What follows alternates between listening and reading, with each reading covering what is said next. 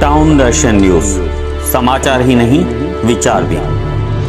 यह तस्वीर युवक योगेश वाह की है, जिसने अभी जिंदगी को समझना शुरू ही किया था और अचानक 3 फरवरी शाम अपने घर के किचन के दरवाजे के ऊपर ग्रिल में फंदा लगाकर जान दे दी। वह उल्लासनगर 3 डॉल्फिन क्लब के सामने रामकृष्ण करोतिया नगर का निवासी था। योगेश की मृत्यु से परिसर में गम का माहौल है।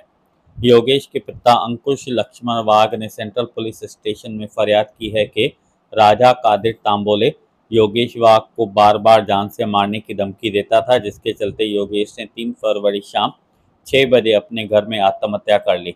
सेंट्रल पुलिस ने राजा कादिर तांबोले के विरुद्ध मामला दर्ज किया है। इस मामले की जांच सहायक पुलिस निरीक्षक विठल बड़े कर रहे हैं। योगेश वाघ के परिवार में गम का माहौल है।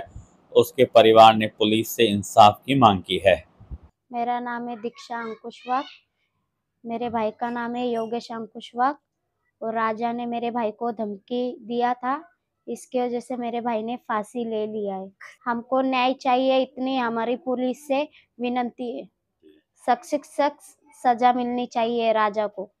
राजा नावाचा मुलगा होता। 2 दिवस पहिले माझ्या मुलाला त्याने धमकी दिली होती। त्याने योगेशने कोणाला घरात न सांगता संध्याकाळी 6 वाजता फाशी घेतली।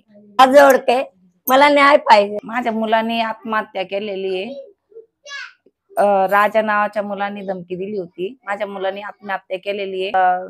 त्यांना हात जोडून विनंती पोलीसवाल्यांना का मला न्याय पाहिजे। माझ्या लेकायला नातायला त्याच्यापासून धोका आहे, त्या राजा पोरापासून सरी आणि पोरग मला नातायला धमकी देतोय।